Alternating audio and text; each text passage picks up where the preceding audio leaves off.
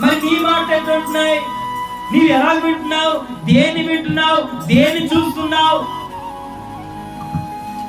నువ్వు దేన్ని వింటున్నావు? దేన్ని చూస్తున్నావు? దేన్ని మాట్లాడుతున్నావు?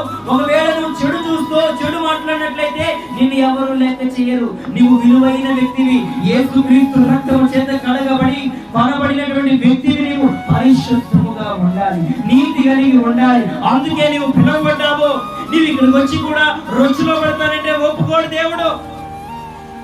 ఇక్కడికి వచ్చి కూడా పాపములో ఉంటానంటే ఒప్పుకోడు దేవుడు.